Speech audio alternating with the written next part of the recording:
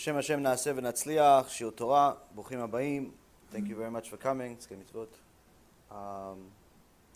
Ashreichem Yisrael that are coming to learn Torah instead of all the nonsense that people are doing on what they call the New Year of the Goyim. They're celebrating Jesus' birthday today. So Jews want Hashem to give them a salvation by celebrating Avodah Zarah. Things like this boil my blood because it's simply shows us how far we are from where we need to be. But Be'ezrat Hashem, this shiur will be watched by many, shared by many, and we can wake up because HaKadosh Baruch Hu apparently noticed that every one of our shiurim, there's only a few thousand people that are watching them.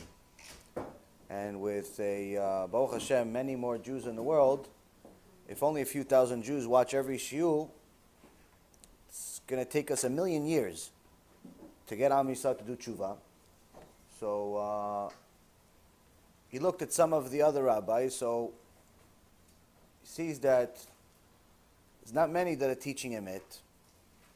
And unfortunately, many people that are watching Shiurei Torah today are getting worse instead of getting better.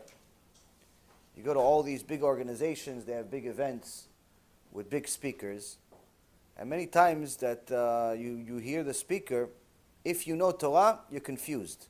If you don't know Torah, you're happy. Why? Because this guy just told you you can make every sin you want. Everything is okay. Just in a different language. And the reality is, Rabotai, this is happening. It's happening all over the place. Religious Jews are confused, and the non-religious Jews are simply empty. They have no idea what's going on, and they think that they're going to be able to fight the Goyim with guns. Kochi v'otzem yadi. My hand, my power. That's what got me to where I need to be, is what people think. This is exactly the opposite of what we're supposed to be doing. Now, why are we at such a situation? Ignorance. We're an ignorant generation. The good news is that to find the truth is not too difficult. You just simply have to look for it.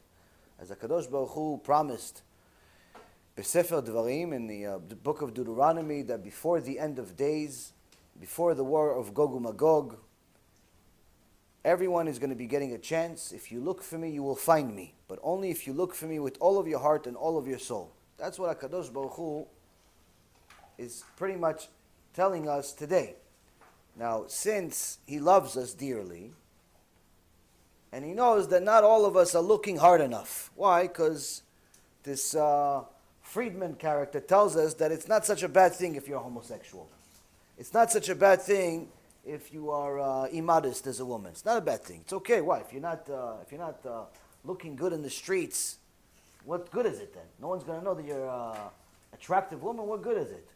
Or he tells you, worst case scenario anyway, even if Hashem doesn't like that you're homosexual, or He doesn't like that you're an immodest woman, worst case scenario, you go to Gehenom. What's in Gehenom? Nothing.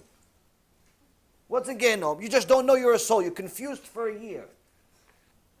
You're confused for a year, Friedman says. What, fire? No, that's just exaggerate, exaggeration. When you have people like this speaking for 40 years this Rasha is speaking, and then when you finally bring this out to the public to let them know, listen, according to HaKadosh Baruch Hu, someone that is a homosexual is a to'evat Hashem, is disgusting in the eyes of Hashem. You look at the commentary by Rashi. Rashi says someone that makes a sin of homosexuality turns himself into Amalek. But Friedman says, it's not a big deal. It's one sin, like his brother, Boteach. Like his long-lost Chabadnik brother, Boteach, also says, not a big deal you make a homosexual. He didn't tell you guys that his brother's homosexual. That's why he likes homosexuals. He didn't tell you guys that, though. So when you have somebody like this teaching Klal Yisrael in America, in the English-speaking public for 40 years, of course you're going to be confused. How are you going to be? How are you expected to know anything when someone tells you it's not such a bad thing? He tells women, he starts giggling with them, laughing with them in a lecture. Who said you're allowed to laugh with women in lectures? Who says you're allowed to even give a lecture just to women on a regular basis. You can give a lecture to women as part of the crowd. You can give a lecture to women once in a while. But you're not allowed to go as shiur kavua with just one group of women. Hashem yachem. Who said you're allowed to do such a thing? No, but he wants to talk to women, but not only talk to them, talk to them about intimacy too. So now, he told you to be modest. He told you that if your brother or your husband or your cousin or your son is homosexual, it's not such a bad thing. He told you that worst case scenario, you go to Gehenom, that's really like Gan Eden anyway. I want to go to his Gehenom. Why? Because he learned it from the Chabad website that has an article about Gehenom, and they give you a picture of Gehenom that I wrote a comment on it. They deleted me though, maybe 10 years ago. I said, I want to go to the Gehenom that you guys picture. I want to go there. Why? It sounds like fun. They didn't like my comment so much. I wrote a bunch of other comments with sources, Shem Yachem. They censored me. Why? There was some truth. Some truth. So now, how is HaKadosh Baruch Hu going to wake us up if this is some of the leading speakers of the day? Some of the most popular speakers of the day are telling you there's no Gehenom that's actual full of punishment. You're allowed to do anything and everything that you want. But sometimes they'll tell people, to confuse us even more, listen, I saw a couple that, the woman had cancer or the son just died, and I told them, that's going to be okay. What am I going to tell them? Listen, maybe it's because you're Mechalel Shabbos. How am I going to tell them that? So in essence, he's telling a different public that he knows that they keep Shabbat. Like, listen, I know that I'm supposed to tell them to keep Shabbat, but I can't tell them that. I'm going to hurt them. So what does he do? What does he do? He fits to the crowd, like a chameleon. He goes over here, he's blue. He goes over there, he's green. Over there, he's a burgundy. Whatever you want him to be.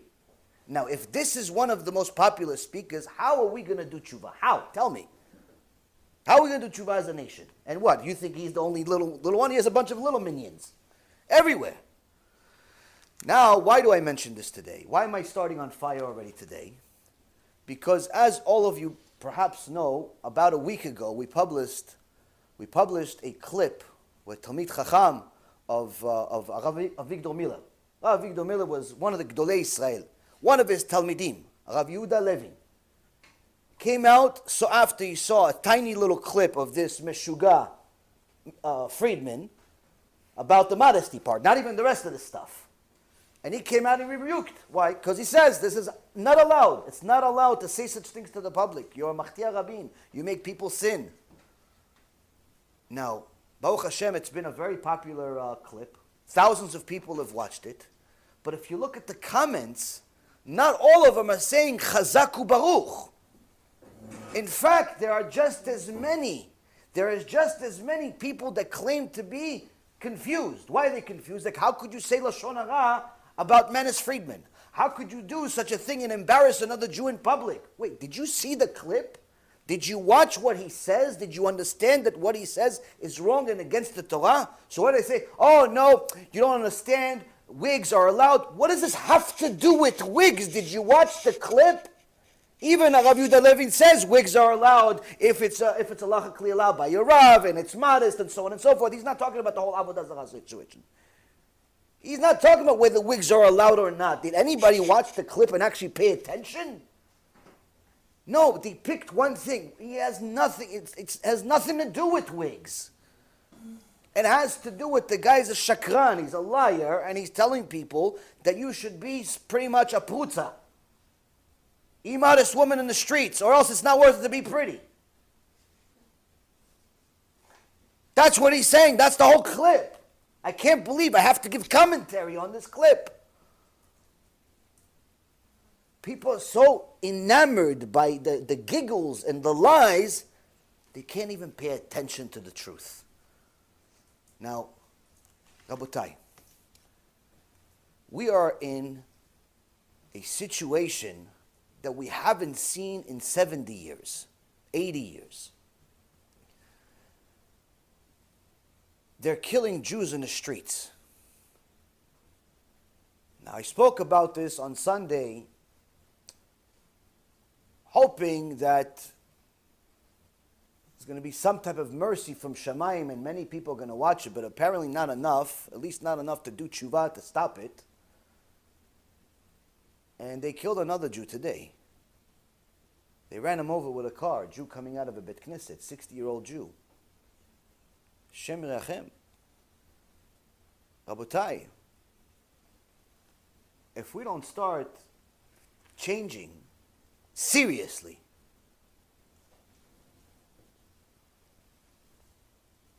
it's going to get worse. Now,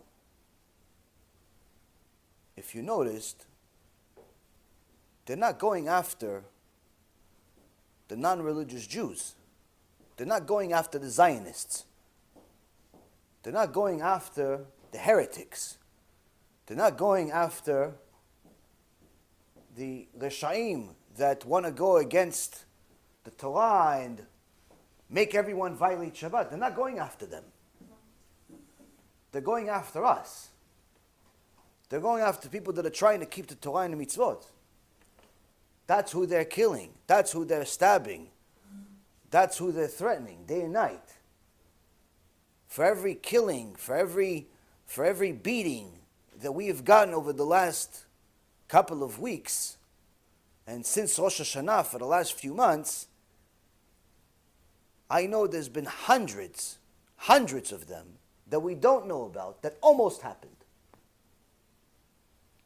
Now, while most people, including our brothers and sisters, including the religious brothers and sisters that we have, instead of coming to a shiur Torah, they're going and drinking whiskey and champagne and tequila like the goyim. They're celebrating Jesus' birthday today. You know, I'm just waiting for them to start having a birthday song. Maybe make a cake.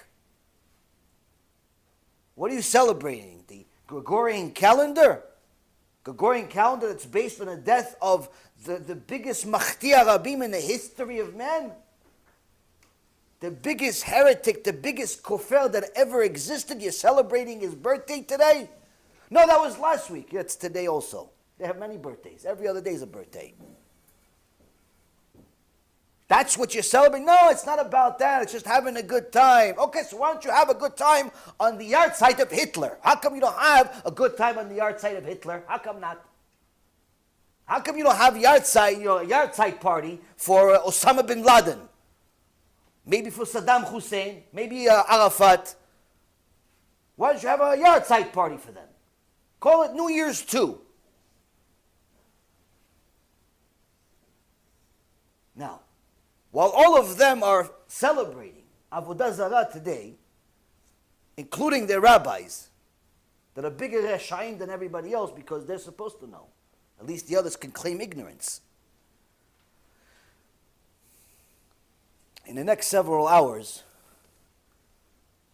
the biggest population of Jewish people in the world outside of Israel is about to hit a wall that's 100% the hand of HaKadosh Baruch Hu. And that is new laws that are going into effect in New York. Laws that make no sense, laws that are against nature, laws that are against humanity, laws that are against logic, rationale, but laws that Hashem Yirachem Aleinu, what they will bring. Someone sent me a message today, and I had a hard time believing. I checked it, and it's true. In the next few hours, as of January 1st, Jesus' birthday, any criminal charges in the state of New York that are considered E-felonies, Class E felonies are like theft, assault, forcible touching, aggravated harassment. These laws are only going to be capable of arresting a person for a maximum of 2 hours. You go and start beating up Jews in the streets, in the synagogue, in their house, steal stuff from them, rob stuff. all types of horrible nightmares outside of murder itself. Maximum you're getting is 2 hours. You're going to jail, it's a little vacation. Maybe I'll give you a sandwich too. If that's not enough, there's a whole list I'm not going to read. But as of January 1st, 2020, the senator in the 49th district, James Tedisco, is putting this cash bowl reform eliminations, where a defendant must be released from custody without bail for the following crimes: manslaughter in the second degree, aggravated vehicular homicide, criminally negligent homicide. These are all murders, by the way. Assault in the third degree, aggravated vehicular assault, making a terror threat, criminal possessions of a gun on school grounds, criminal sale of firearms to a minor, arson, meaning putting something on fire in the third or fourth degree, money laundering in support of terrorism, and so on and so forth. Bribery, resisting arrest, hindering prosecution. This is going into effect, Rabotai. Meaning, New York, the place where the most Jews in the world live, simply is going to turn into slightly worse than Sodom and Gomorrah in the next several hours, while people are celebrating a stupid ball full of lights, coming up, coming down. This obviously is Yad Hashem. You don't need to be a genius to understand that none of this makes any sense. It's against all logic, all rationale, all things that make any sense. And it's simply a Kadosh Baruch Hu rebuking us in a very, very serious way. Now for all of those that want a pasuk, you want a verse that shows this, B'siyat Dishmaya, we learned it today, Prophet Isaiah, chapter 10, verse number 5 and 6. Oy Ashur Sheved Api Umatei Be'adam Za'ami. Woe to Assyria, the rod of my anger. My wrath is a staff in their hand. HaKadosh Baruch Hu says, this Assyria, which was the most powerful country of its day, needless to say, America, it's considered at least one of the most, if not the most powerful country of today.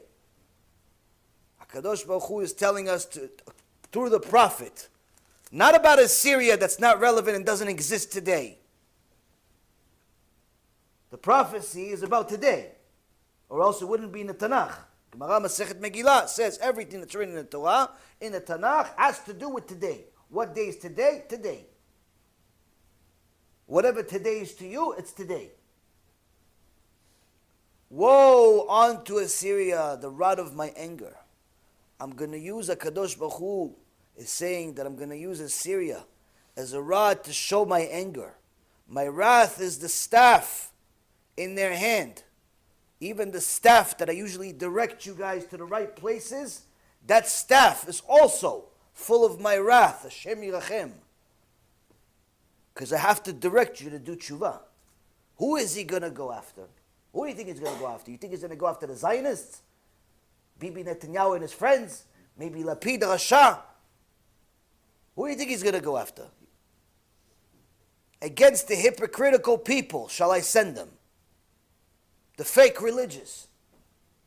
The ones that pretend to love Hashem, but don't even have the ounce of Yirat Shamayim. They go into unethical businesses like Cash Advance, but still call themselves religious. They fund nightclubs, and they think that it's kosher money. They steal from each other. They send hitmen to each other because you stole a few dollars from me as a Jew. I'm allowed to beat you up. Who said you're allowed? He's talking about the religious people, the hypocrites, the ones that are looking religious but not really religious. Against the hypocritical people shall I send them, and against the people that angers me shall I charge them, and also the rest. To take spoils and to plunder booty, and to make them trampled like a mirror in of the streets. HaKadosh Baruch Hu is telling us in a clear language, if you do not start listening to the lectures and doing tshuva, HaKadosh Baruch Hu, his hand is being forced. What we've seen in the last couple of weeks is a nightmare. I saw a short video of all of the documented terror attacks against Jews in America. All of the killings and the beatings. And you can't help yourself but start crying that this is your brother. It's getting beat up by some gangster. It's getting beat up by some Amalek. But you cry even more when you realize that there's not much you can do other than give a shiur for free. For a couple of dozen people and hopefully a few thousand over the internet. What else can you do? Now, I know, maybe some of you know, maybe some of you don't know, but some Reshaim, anti-Semite Nazis,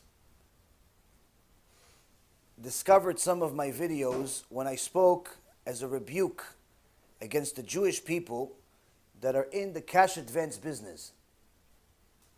And over the last few weeks, they've had a ball with it. They took a few clips from that shiur of how I tell people that this is an unethical business. You're stealing from people. Whether they're Jews or Gentiles is irrelevant. And it's not allowed, and it's actually one of the things that led to the Holocaust. It's also one of the things that led to pogroms and inquisitions before. This happened in England 800 years ago. It happened in Spain. It happened in Germany. It happened many times. And I said it, and Baruch Hashem, several people in the cash advance business retired permanently, left after watching those two shiurim, those two clips. But the Nazis and the Arab terrorists that hate Am Yisrael took those clips and showed as if they're right. Oh, look, he's speaking against his people. He's telling me, see, it proves that they are in charge and they are in this. So a couple of people sent me this. I said, what do you think? Maybe you should remove it. Maybe this, maybe that. I said, Ishtabach Shimolad, Baruch Hashem. Baruch Hashem, that the Goyim can see that there's a difference between what the Torah and the rabbis say and what the Reshaim do. At least they'll see that there's a difference in different types of Jews, that we're not all the same. We're not all the same. Why? There's a Jew that listens to the Torah and says it's not allowed. In a very strong language, rebukes. And there's a Jew that just pretends to look the same. Pretends to even look better as far as religiosity is concerned. But he cheats people. No, there's a difference. This is a Kiddush Hashem, not Chilul Hashem. Baruch Hashem, that they see that there's a difference. There's a difference between a Jew that follows Torah and a Jew that doesn't follow Torah. A Jew that follows Torah does not matter. It does not matter to him whether you like or dislike his words. Why? Because he's simply telling you what's allowed according to the Torah, what's not allowed according to the Torah. He's not going to giggle with you. He's not going to tell you that homosexuality is not such a big deal. It's only one sin out of 613. Hashem Yachem. He's not going to tell you that you should be promiscuous and immodest and whatever else he feels like for the day. He's not going to tell you that. He's going to tell you, listen, you waste seed, you lost Olam Haba, unless you do tshuva. You continue driving on Shabbat, you're going to Gehinnom permanently, unless you do tshuva. You're cheating on your wife, you have a very serious problem, my friend. It's called Gehinnom. That's what a kosher Jew is going to tell you right now. Why? We don't have enough time to twiddle around and giggle with each other, and hopefully maybe you'll do tshuva. Either you do it or you don't. Why? Because HaKadosh Baruch Hu started. HaKadosh Baruch Hu started. HaKadosh Baruch Hu, in essence, right now is starting to do some things that he hasn't done in many years. Things that don't make any sense. And there's nothing that we can rely on. Moving to Israel is not going to help you. You want to move? Go move. Mabruk, enjoy. I wish I could move. I wish I could move to Eretz Yisrael. There's nothing for me here, other than you people. Other than English-speaking people that come to the shiur, there's no other reason for me to stay in America. But you guys want to move? Move tomorrow. Why? What do you have here? But you think it's going to help you as far as terrorism is concerned? You think it's going to help you as far as Amalek is concerned? No, it's not going to help you in that. Why? Because there's problems there too. There's problems everywhere. The only thing that's going to help us, Rabotai Karim, is us doing tshuva and helping Klal Yisrael do tshuva. That's the only thing that's going to help you. That's the only thing that's going to help you. Now we talk about tshuva a lot. Once in a while we give you a tool that you can use in order to help you do tshuva. And the Ramban, in his fantastic, extraordinary letter that must have been written with Ruach HaKodesh, is giving us a couple of tools that we can use in order to do tshuva. He tells his son, and thereby us, בכל דבריך ומעשיך ומחשבותיך ובכל עת חשוב בלבך כאילו אתה עומד לפני הקדוש ברוך הוא ושכינתו עליך כי כבודו מלא העולם ודבריך יהיו באימה וביראה כעבד לפני רבו. The Ramban HaKadosh says that we obviously have to not be angry. We obviously, even when we're rebuking, it's not coming from anger. It's coming from a place of loving people. Even when we tell somebody to do something and they don't do it, we don't get angry they didn't listen to us. We get upset because we know it's going to hurt them not to listen. So he tells us not to be angry. He tells us not to be proud. Even if you're right, don't be proud. Even if you're rich, don't be proud. Even if you're smart, don't be proud. Why? None of that belongs to you. It's all gifts from HaKadosh Baruch Hu. Okay, so okay, that's good. Don't. All that stuff is don't. Go. Don't do this, don't do that. Okay, but when I'm hot and I feel like sinning, when Yetzirah, Amalek, Malach HaMavet, everybody showed up in me, how do I stop myself from sinning? The fact that I'm not allowed to do it, okay, I get that. Not allowed to drive on Shabbat. But what if, I want to go somewhere? Not allowed to eat non-kosher. But what if it really looks delicious and I'm really hungry? What if she's really beautiful and she says, come to me? What do I do in those situations? So the Ramban tells us this is what you do. In all of your words and your actions and your thoughts, and at all times, imagine in your heart that you are standing in the presence of the Holy One, blessed is He, and that His presence rests upon you. And that all of your things will be with consideration of awe and fear as a servant next to his master. So here the Ramban tells us how we're simply supposed to behave at all times. If anyone wants to know what's a Jew that's righteous, the Ramban gives us the picture. He tells us that we have to at all times, and obviously this takes effort, this takes practice, and this takes a lifelong of Torah to eventually get to. But he says that in everything that you do, in all of your words, and all of your actions, and all of your thoughts, don't think that just your words need to be clean language, but you could punch people in the face once in a while. No. Your words and your actions. But not just physically, but also how you deal with your actions when it comes to money. Don't pretend to be the tzaddik and the donor of the community and the macher and all of these terms that people have for the people that build, but all the money is stolen. All the money is acquired illegally. All the money is acquired unethically. No, no, no. In all of your words and all of your actions and even in all of your thoughts, even your thoughts have to be clean. Even your thoughts have to have yirat shamayim. You got a thought of something inappropriate in your mind, immediately work on replacing it with something disgusting, with something awful. Like I told you, that Jew that told me what he does when he thinks of a woman for a second. He sees a woman that's attractive, he immediately starts thinking about maggots eating her. That's what he thinks about. Why? Because he knows that if he doesn't think about that, he's going to think about her instead. And that's going to lead to some type of action, whether it's while he's awake or while he's sleeping. And that's why the Shulchan Aruch says that if a man goes to sleep, has a dream of a woman, and the woman is his wife, and right before the action happens, he wakes up, but he's still hot.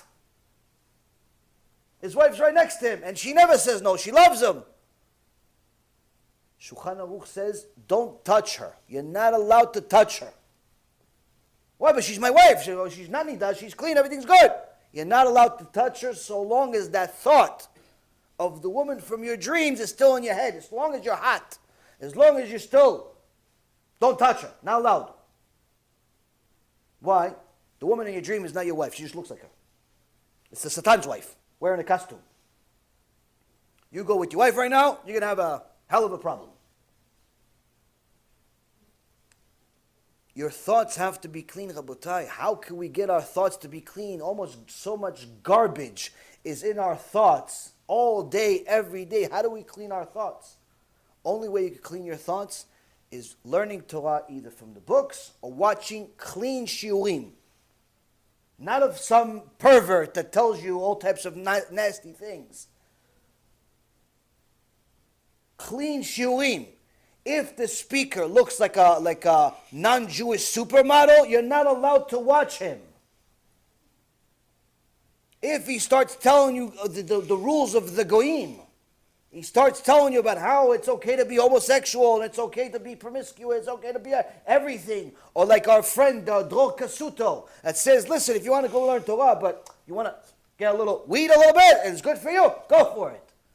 If your wife doesn't want to go to the mikveh, go for it. She wants to go to the beach on Shabbat, go for it.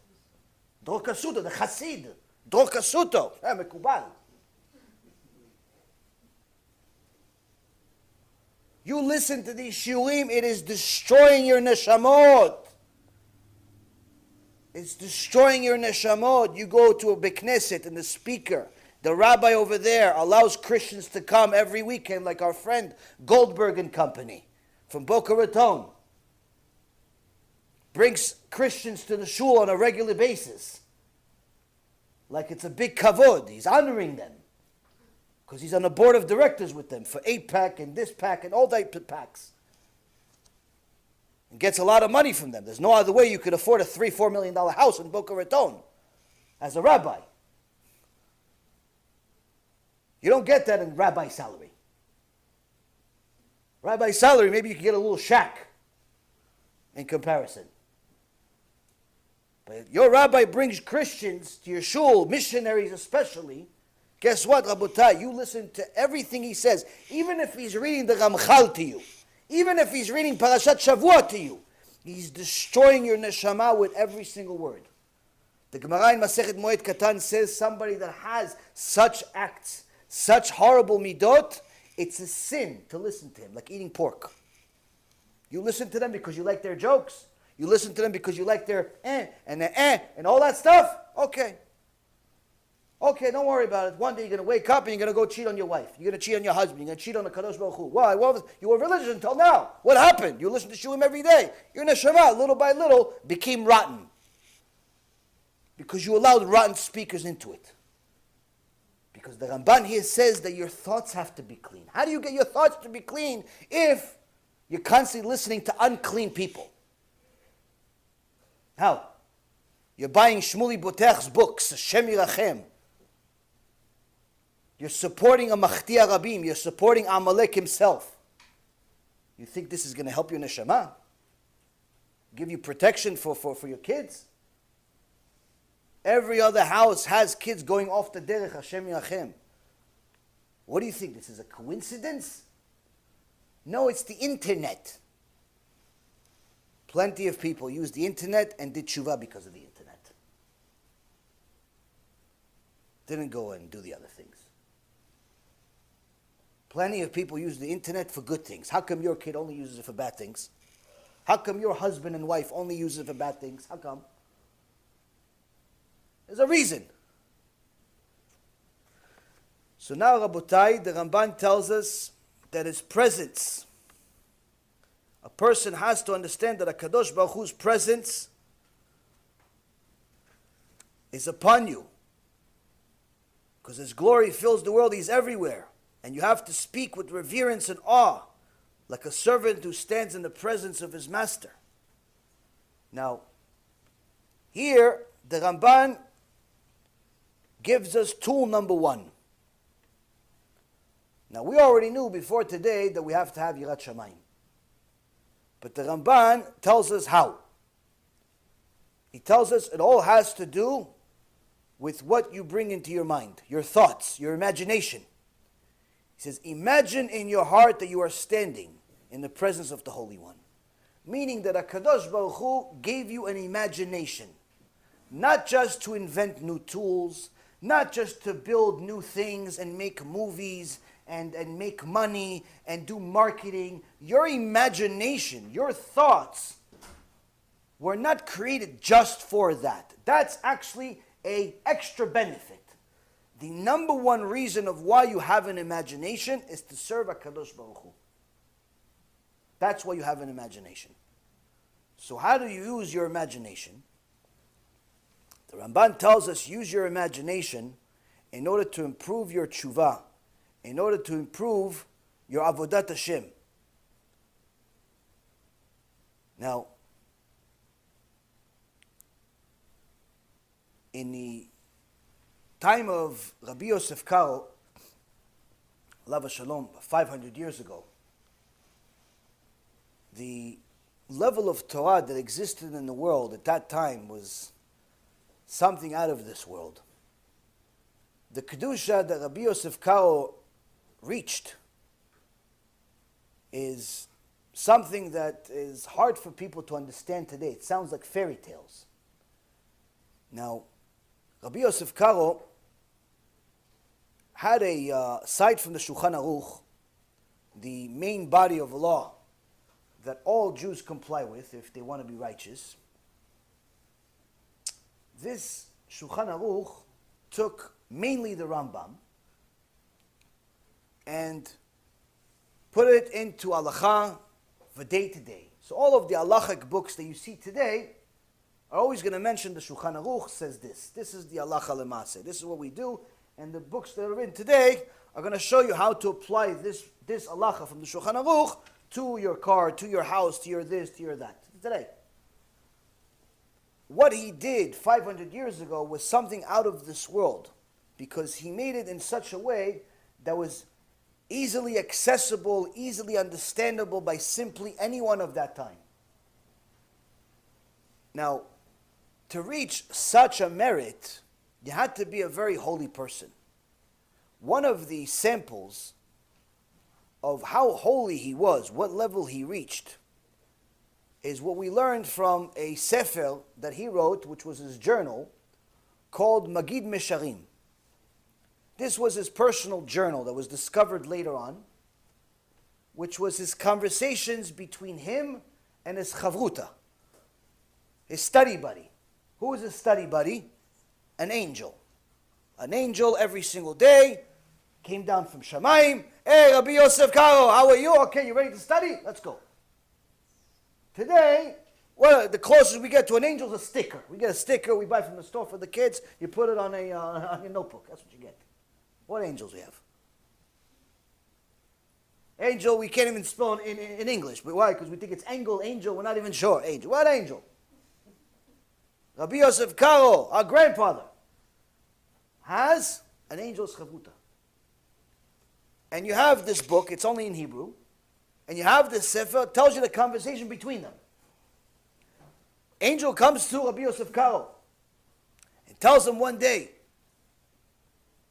rebukes him, gives him on the head. Why did you only study 2 hours of Musar today? Only 2 hours of Musar today. 2 hours of ethics today. Only 2 hours. Only. If Rabbi Yosef Karo needs to learn 2 hours of Musar today, we need 2 million today. We need a Kadosh Baruch Hu to invent more time so we can survive the day. But the angel from Shemayim gave it to him on the head. How can you only study 2 hours of Musar today? Now at the same time that Rabbi Yosef Karo was writing the Shulchan Aruch, another tzaddik, another chacham on the other side of the world, Rabbi Moshe Isserlis, had the same merit to write the Shulchan Aruch. And the Magid Mesharim, the angel, Chavruta of Rabbi Yosef Karo, tells him, there's another tzaddik that's writing the same thing you are, Shulchan Aruch, on the other side of the world. If you don't hurry up, he's going to finish before you and the whole world's going to accept his. So Rabbi Yosef Karo completed it and sent it everywhere. When Rabbi Moshe Isserlis received it, he was in shock. Why? It's like seeing his own book. It's like seeing his own Torah. Only difference was he added the Ashkenazi minagim, whereas Rabbi Yosef Karo was Sephardic. But since it was all about the emet, what did he do when he received this book? He didn't start hating. He didn't start sending people to make dislike remarks, go against, don't invite them. No, chas v'shalom, the opposite. He added the customs of Ashkenaz to the Shulchan Aruch, and he told everybody, this is emet. This is what you have to from now on. So today when you buy Shulchan Aruch, you have both. You have the Sephardi and the Ashkenazi minagim in it. That's how you buy today's Shulchan Aruch.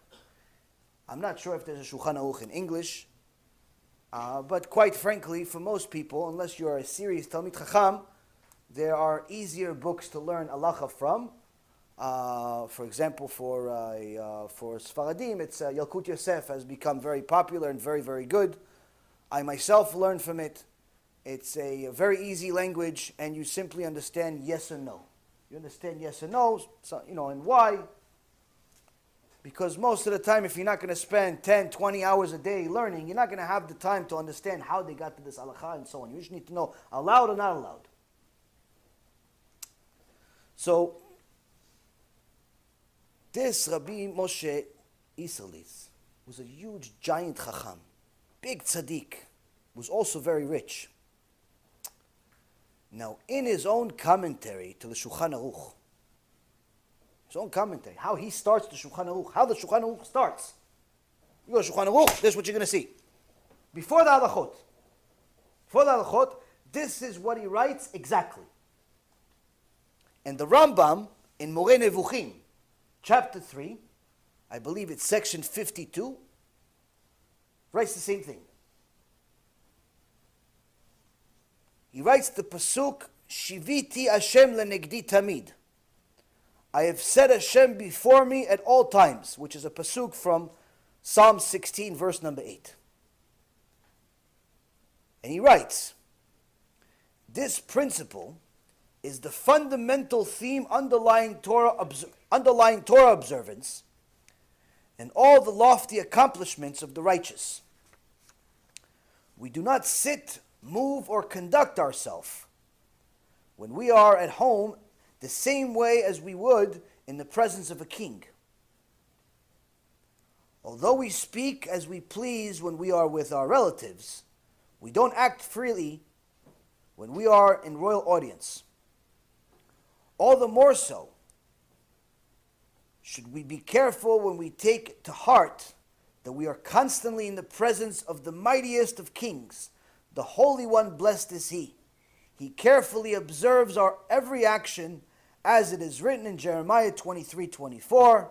Can any man hide himself in secret places so that I shall not see him, says Hashem. This is how Rabbi Moshe Isserlis starts the Ramah, starts? The Shulchan Aruch.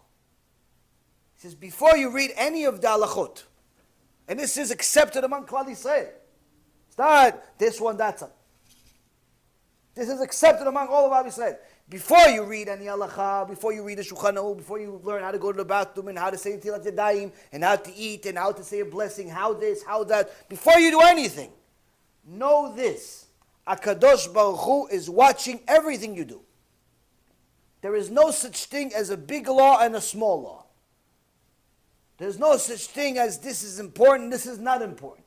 If it's in His book, it's important to HaKadosh Baruch Hu. Don't ever think for a moment that Hashem is not watching you. Don't ever think for a moment that Hashem doesn't care. Don't ever think for a moment that Hashem is going to simply let this one go. As the Gemara says, anyone that calls HaKadosh Baruch Hu a vatran means he lets things go. Mevatrim me'av, they let go and they cut his intestines to pieces in Shamayim when he gets there. He gets an extra punishment for being a chutzpan, thinking that HaKadosh Baruch Hu is just going to let things go. He doesn't care. He doesn't care that you cheated on your wife. He doesn't care that you beat her a few times. He doesn't care you cheated a few customers. He doesn't care that you're a thief. He doesn't care that you look at anything that walks. You say he doesn't care, you get an extra punishment just for that. And then you get punishment for the sin itself. Why? HaKadosh Baruch Hu cares about everything. That's why He said it.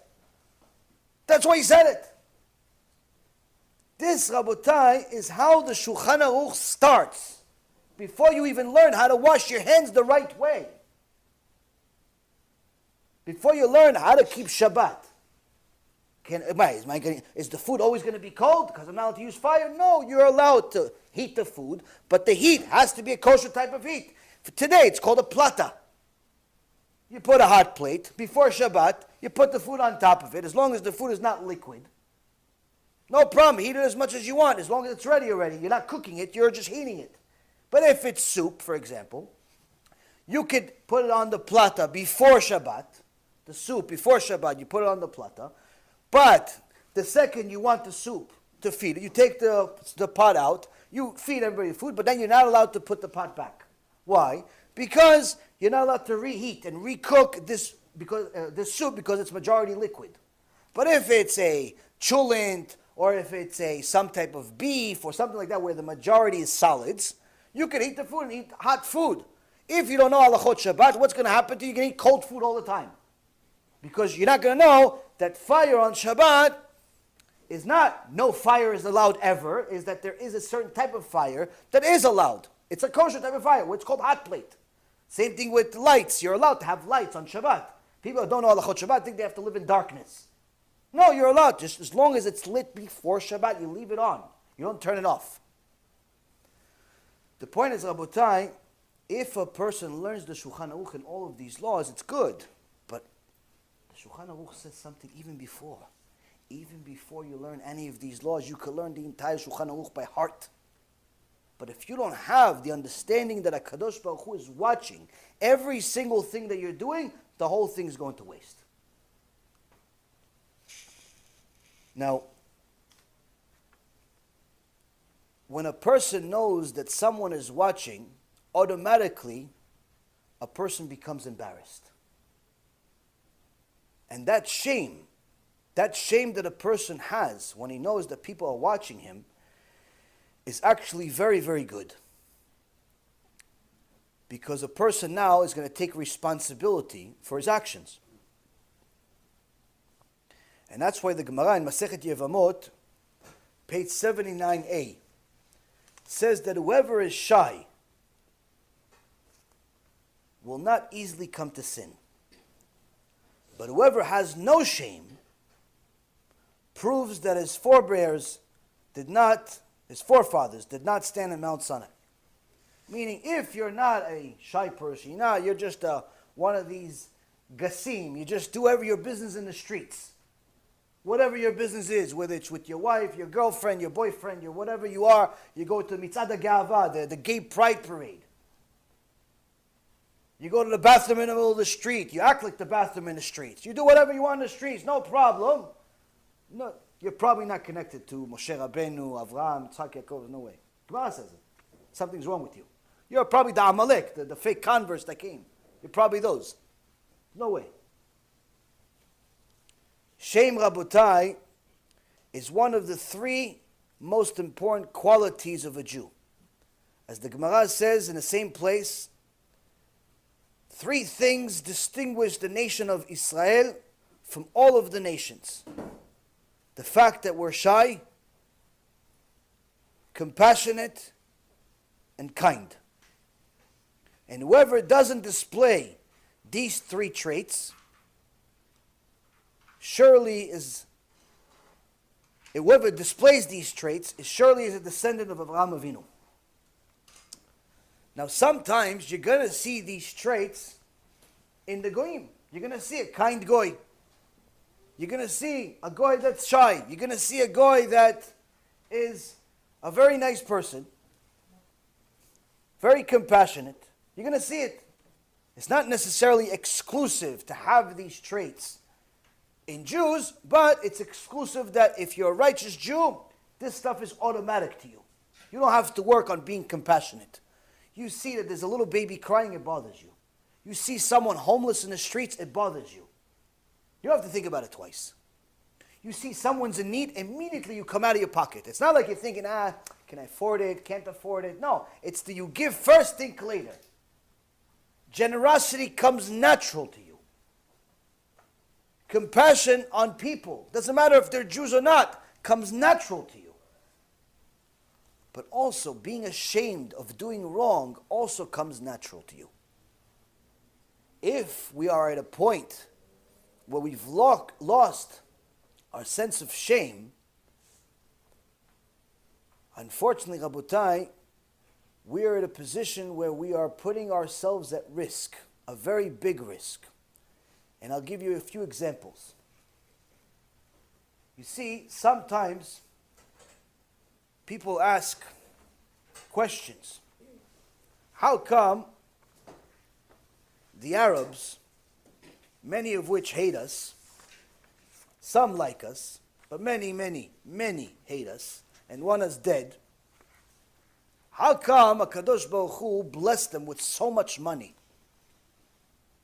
I mean, you see some of these Arabs, these sheikhs, with literally tens of billions of dollars. They have so much money, they just start inventing stuff to waste their money on. Make me the same car in absolute gold, including the screws. For what? You can't drive it if it's that heavy. I don't know, I just want to have it. I want to have a Hyundai that's gold. Like they have nothing to do with their money, just invent stuff to waste their money on. Why did HaKadosh Baruch Hu give them so much money? They have palaces in all places. You see, Rabotai, the Arabs are also descendants of Avraham Avinu. And Avraham blessed them. Why did Avraham bless Ishmael? Didn't we learn that Ishmael was a Rasha, tried to kill Yitzchak? Well, the truth is, Rabotai, initially, he didn't bless him. If you look at the Midrash of Rabbi Eliezer ben Horkinos, Pirkei de Rabbi Eliezer, it says that after Sarah Imenu died,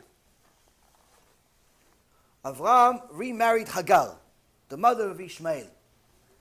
Why did Avraham marry Hagar? What indication did he have that Hagar did tshuva? Because when she left, when she was thrown out, she wasn't a good person. She was a reshait, wicked. Why would you go back to this wicked woman? You could find somebody else after Sarah Imenu died. Because Avraham, before this, he went to visit Ishmael a couple of times. The first time he came, Ishmael and Hagar weren't there. He asked Ishmael's wife, where's your husband? He says, oh, he's in the desert getting some fruit, some dates with his mom, Hagar. So Avraham pretended to be hungry. He goes, I was in a long way. I haven't eaten in a long time. I'm thirsty. Can you give me something to eat? The wife's like, no, we don't have anything. We don't have anything. So Avraham says to the woman, he says, okay, can you leave Ishmael a message for me?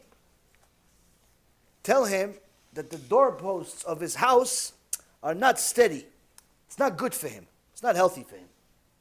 So she tells this to Ishmael when Ishmael comes back, and Ishmael was smart, got the message. What did he say? He's talking about my wife. He says, my wife is no good. Why? Because he came all the way far. She doesn't even want to host a guest. Doesn't want to welcome the old man. He understood that the old man is his father, and his father says, your wife is no good, so he threw her out. Divorced her.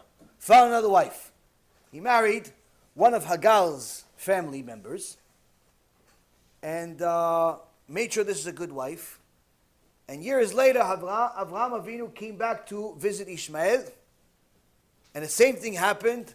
Ishmael wasn't there. And he asked her, can you please give me some food? And she hosted him.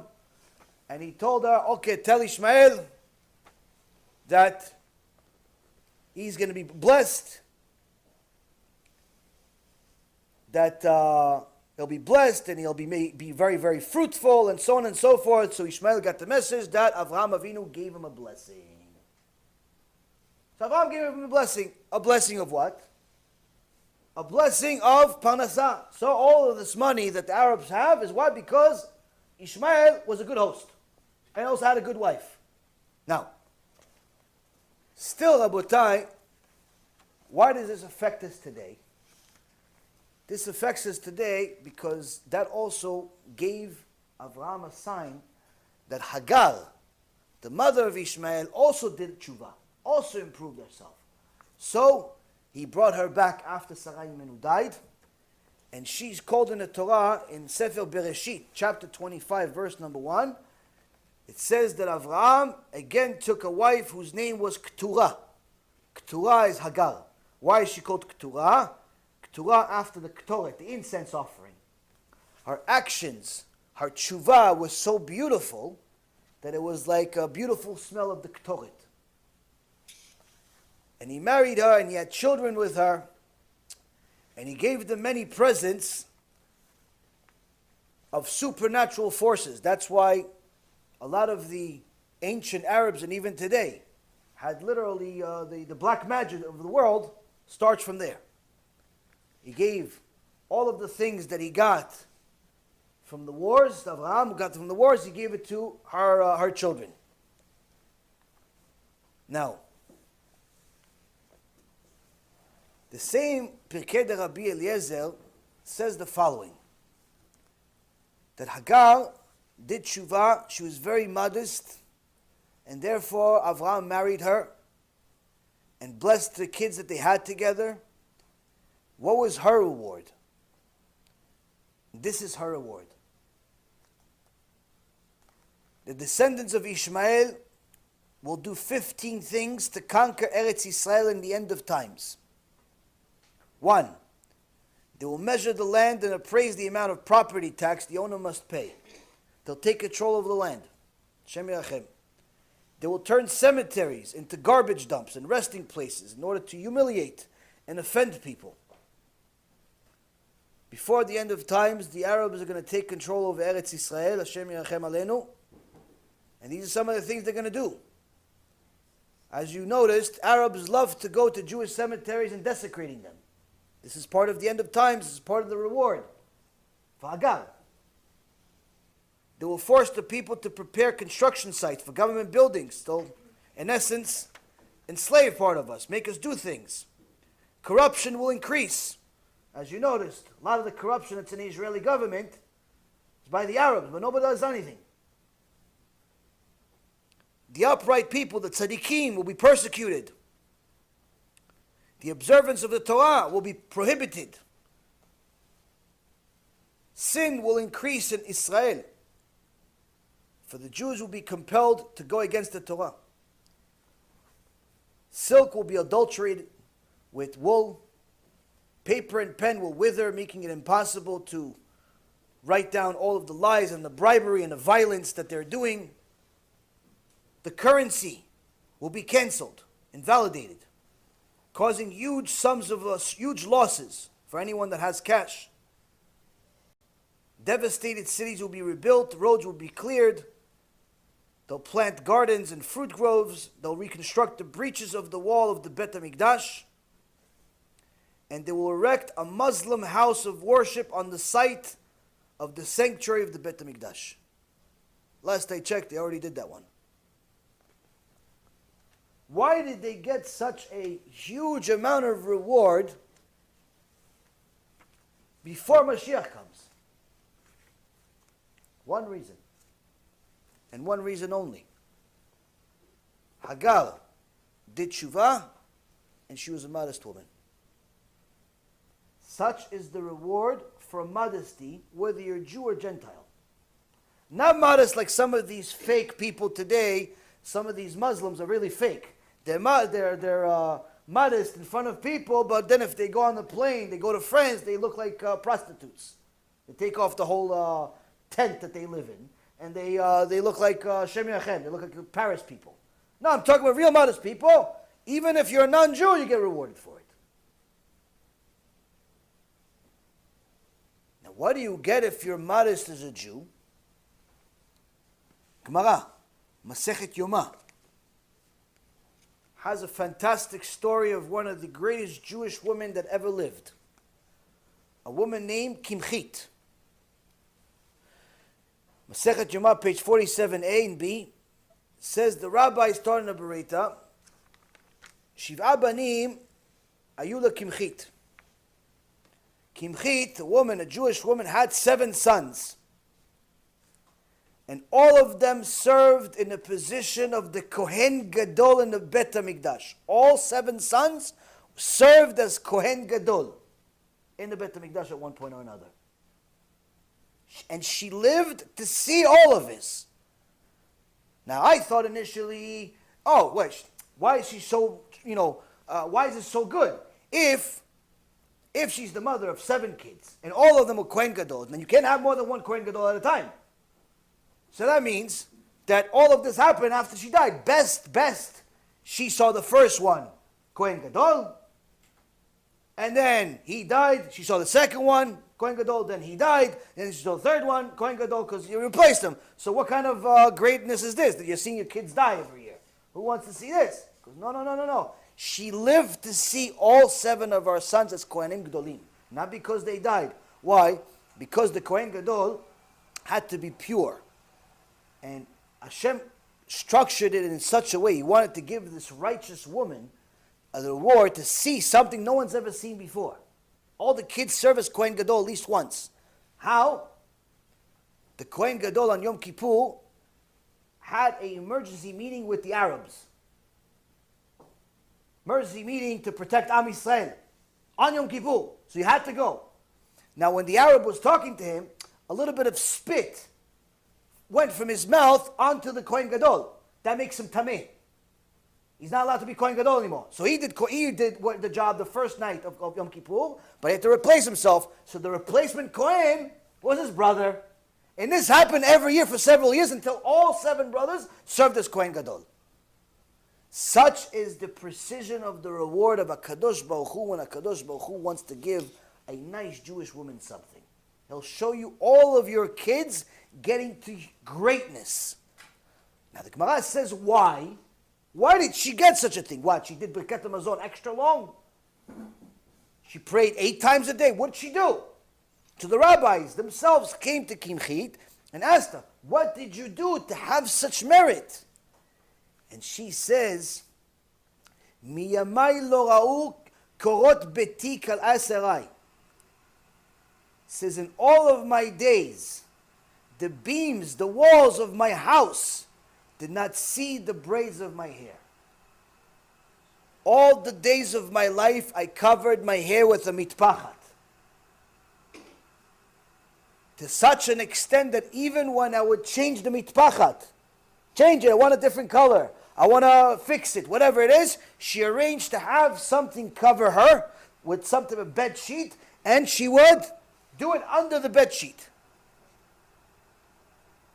That even the walls, even if no one was home, just her, even the walls didn't see my hair. Why? Because I knew to HaKadosh Baruch Hu, that's my privacy. Now, if this sounds strange to anyone today, that's only because you don't know your grandmother and your great-grandmother. Because our great-grandmothers, that was standard for them. We never saw my grandmother's hair, ever. Never saw it. Now I asked my mom one time about my grandmother. I'm like, oh, so when you grew up, this, that. She goes, no. She goes, us as kids, 8, 9 kids in the house, Baruch Hashem. None of us ever saw our mother's hair. My mom never saw her mother's hair, never. Now they're girls, and I had girl. Never saw her hair, never. Why? That's private. Needless to say, if a Jewish woman today with all of the tests and all of the manipulation of the law and all of the garbage that's out there, she overcomes the test and she covers her hair with a mitpachat, imagine the reward she gets. Imagine how much HaKadosh Baruch Hu will reward this Jewish woman. He doesn't want to reward Ishmael. That's why he rewarded him one time, finished.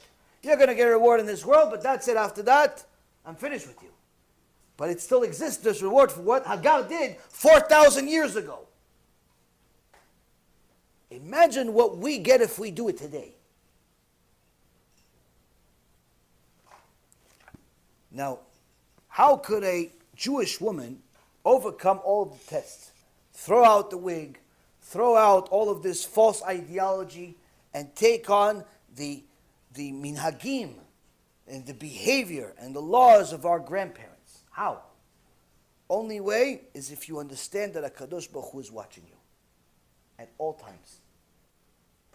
And that's all you care about, because Hashem is watching you, and not the guy from the store and the guy from the car repair and your boss. None of those people matter to you. All you care about is HaKadosh Baruch Hu.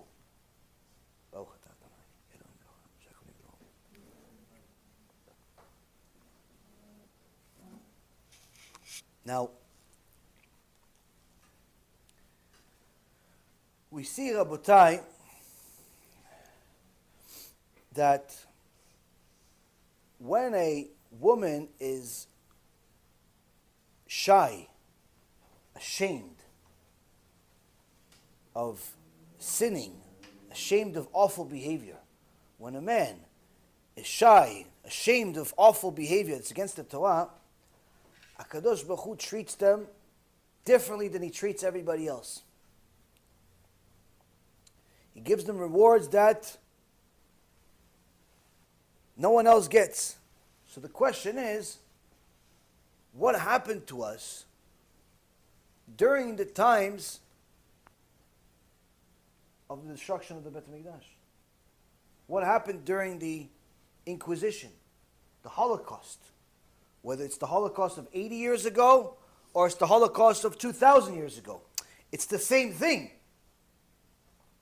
What happened during that time? So the Gemara Masechet Shabbat gives us a chidush. Amar Ula, lo charva Yerushalayim ela mipnei shelo haya lahem boshet panim ze mize.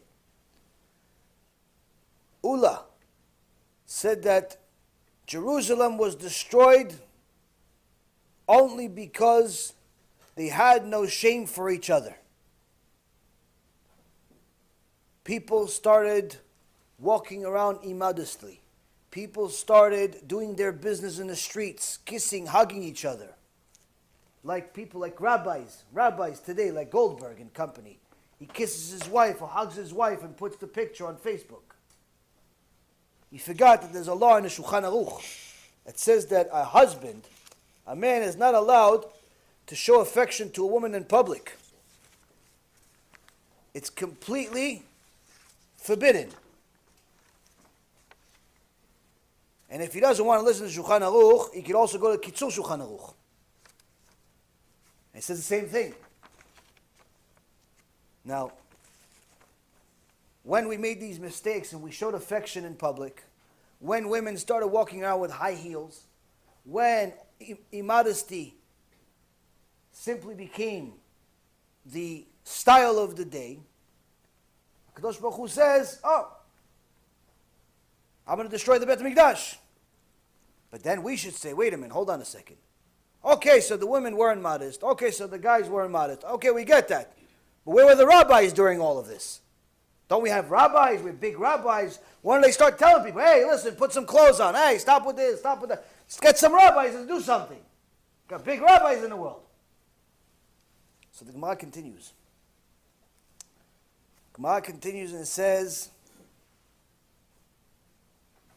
Lo charva Yerushalayim ela bishvil shelo hochichu ze et ze. Jerusalem was destroyed only because they did not rebuke one another. The rabbis stopped rebuking. Why? They didn't want to offend people. They wanted to keep the mitzvot themselves. Their wife was maybe modest, but the neighbor or the president of the shul and the board of directors and this one and that one that weren't modest, they didn't want to rebuke them. Why? They didn't want to offend people. They were politically correct. As it says in the verse, Ayu sareha ke'ayalim lo matzu mereh. Its leaders were like harts that found no pasture.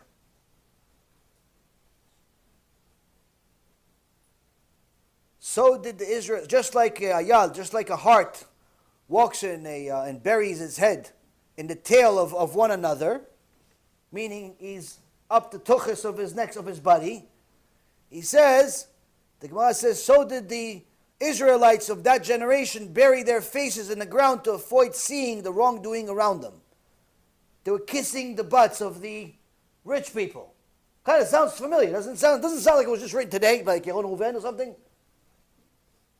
I swear to you, I didn't write this. This is Gemara from 2,000 years ago. I wish I wrote it. To be going Gan Eden for sure. They saw the wrong of each other, and they did not admonish one another. And then the Gemara continues in Masechet Shabbat, page 119b, and says, Rava says, Lo charva Yerushalayim ela bishvil shepasku mimena anshe emana. Yerushalayim was destroyed only because the people of emunah, the people of truth, disappeared from it. As it says in Jeremiah chapter 5, verse number 1, Hashem says to Jeremiah, search in the open places of Yerushalayim, and see now and know, and seek in its streets, if you will find a man, if there is one who dispenses justice, one person that rebukes people, one person that tells people, go do tshuva, put on some clothes, keep Shabbat, stop wasting seed, do something. One person out of millions. One person who seeks the truth, I will forgive her. If there's one person in all of Klal Israel that's rebuking, HaKadosh Baruch Hu says, one person, I'll forgive everybody. I'll let it go. This means, Rabotai Yekarim, two things. One, not a single person was rebuking Klal Israel. And the second that happened, HaKadosh Baruch Hu says, now they can't do tshuva. Why? As long as there's one person rebuking, even if there's only 500 or 5,000 or 10,000 people listening, at least those people will do tshuva. There's a reason for this world to continue. But if there's no one to rebuke, if in fact one guy tried rebuking, but he was so soft, as soon as they started yelling at him, what are you rebuking us for? He went back in his shell like a little turtle. Then the Maharsha says, then it's even worse. Why? There's no way that they'll ever do tshuva without people rebuking. There's no way that they'll ever do tshuva without somebody telling them, you're going to go to Genom if you don't do tshuva. That's why Avraham Avinu, Parashat Lech Lecha in the Zohar says, Avraham Avinu would tell people, Goyim, tell Goyim, listen, if you don't worship HaKadosh Baruch Hu, you're going to go to Genom. And it has this part, and it has that part. It has 7 chambers. And each chamber has 7 chambers within it. And each chamber within it has more. And there's floors. And he gave him all the details. And Hashem Yachem what he told him.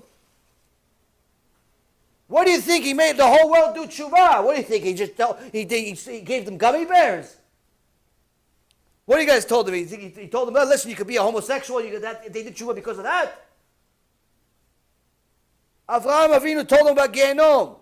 In fact, Moshe Rabbeinu, They asked, what did Moshe Rabbeinu tell Klal Yisrael between the trip of leaving Egypt until they got to Mount Sinai? What did he tell them? I mean, it took a little bit of time. It wasn't like they went from Egypt there to, 2 hours drive. It took a month and a half to get there. What happened? What did you do? The Gemara says, Moshe Rabbeinu, for a month and a half, tells Klal Yisrael about Gehenom. A month and a half shiur about Gehenom. I don't know what a month and a half shiur about Gehenom looks like. All I know is after that I'm not sinning.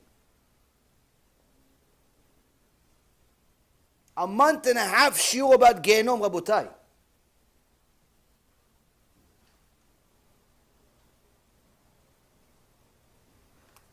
But when no one wants to rebuke, when no one wants to tell people the truth because it's not convenient and it's not soothing and it's not fun and it's not pleasant and it's not funny, HaKadosh Baruch Hu says, Anshe Emunah Avadu. There are no more people of Emet. There's no more people of truth.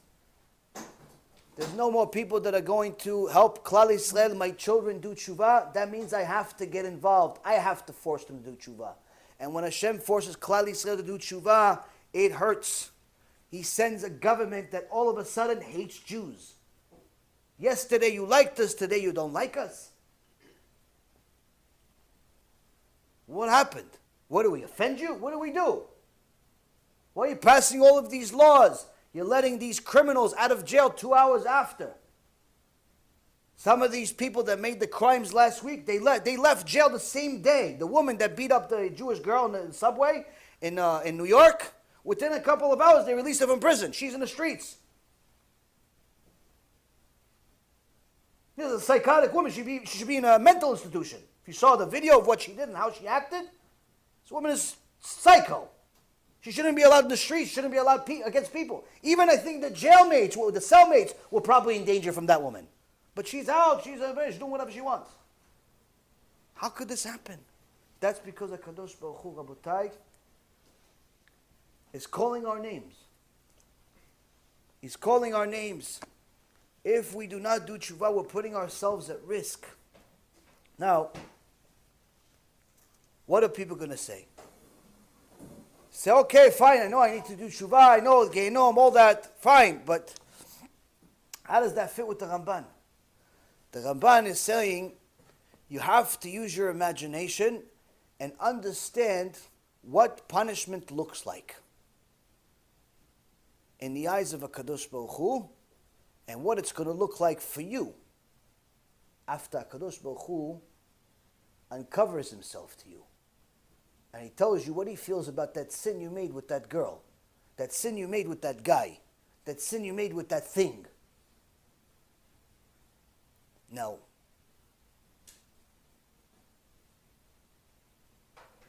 Rabbi Simcha Zisen Mikelem says that the Gemara in Masechet Brachot says that the fire of Gehenom is 60 times more powerful than the fire that we have in this world. Now, but that is an understatement. Why? He says that the Gemara is only talking about the first level of Gehenom. The Gemara in Brachot that's talking about 60 times the fire of this Gehenom, no, of this up here. No, that's only the first level. Let me see some. That's only the first level. Which means that the difference between the pain of someone in this world, which is inside a physical fire, and someone in this world that's outside of fire. There's one guy, he's dancing with Friedman. He's dancing with him. He's having a good time. And another guy is burning right next to them in a real fire. He says that difference between those two is the same as the difference in pain between somebody in a fire whose strength is the first level of Gehenom and the second level of Gehenom.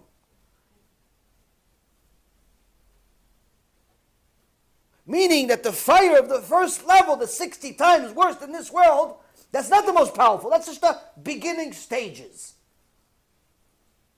Second level after that, Hashem yirachem alenu.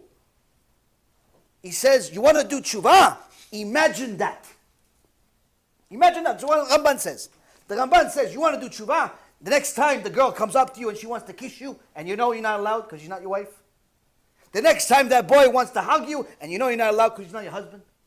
The next time you want to do all types of things that are not allowed, Torah says not allowed, and you know you're not allowed to. Next time, all you got to do, picture what I just said. In your mind, 1 second, you're not going to sin. After that, go back to your day. That's what the Ramban says if you want. That's the tool. Tool is use your imagination of what will happen after. What will happen after?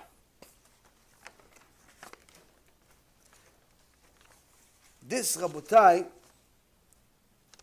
is a necessary knowledge that we have to have, because we have teachings about punishment in every aspect of our Torah. When people tell me, where is it mentioned in the Torah about Gehenom, I simply laugh at how ignorant people are.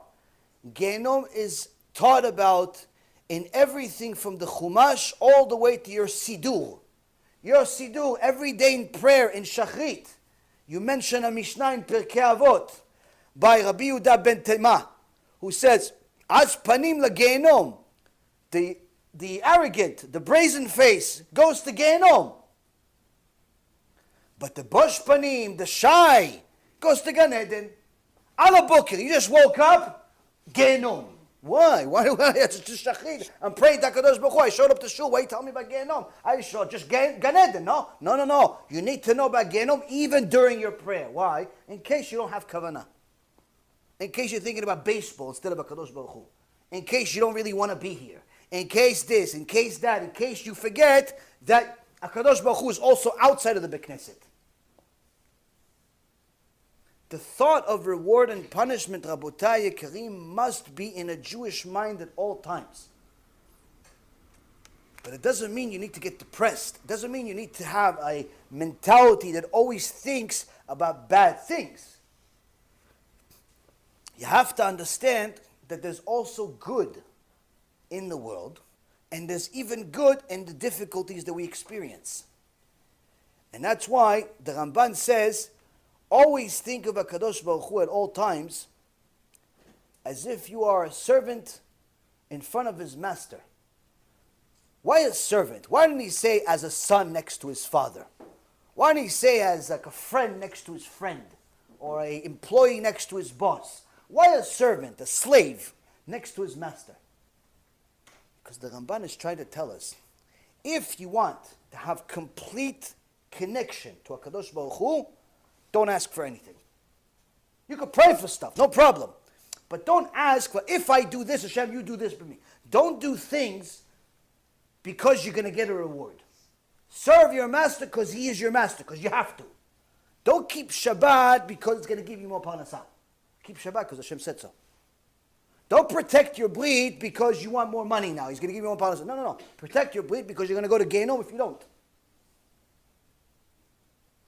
Don't ask for anything. Why? Because a servant, a slave, he doesn't have any requests.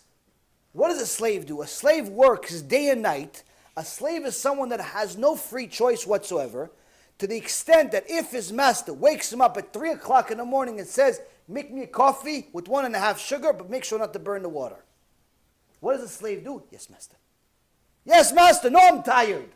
3 o'clock in the morning, you slaved the whole day. Let me sleep a little bit. No. I want coffee at 3 o'clock in the morning, 1.5 sugars, but don't burn the water. Meaning, heat the water just before it boils. You have to remember this as a slave, and guess what? You're not even getting a reward for it. Here you go, master. Thank you. Thank you for giving me an opportunity to serve you at 3 o'clock in the morning. That's what we have to be. Serve HaKadosh Baruch Hu complete. And guess what? When you do, all of what you want, he starts giving you. Why? Because you're really a servant of Hashem. Now, to do such a thing, a person needs to be ashamed of their sins, ashamed of evil, ashamed of bad. first and foremost, they have to run away from sins. But sometimes, Rabotai, what happens is we hit rock bottom. We hit a difficulty. We have some type of problem. Call it what you want. A personal problem, a national problem. We have something which creates a doubt in our mind. What am I religious for if Hashem's going to give me this problem? At least 10 times a week I hear people say this to me. I'm already doing all this, and how come He's giving me all these problems? How come I don't have money? How come I don't have this? All day complaints against the Kadosh Baruch Hu. All day, as if it's going to make that better.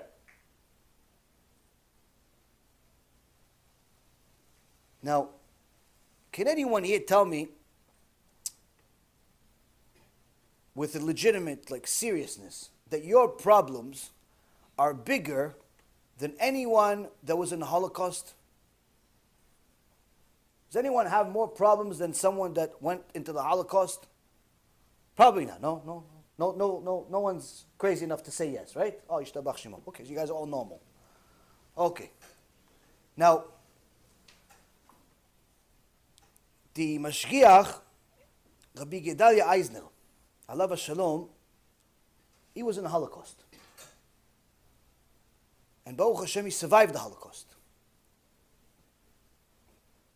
Now, surviving the Holocaust didn't mean that you were ecstatic about getting out. Many people that survived the Holocaust, when they saw and understood the destruction that they went into, that they survived, they actually wanted to die.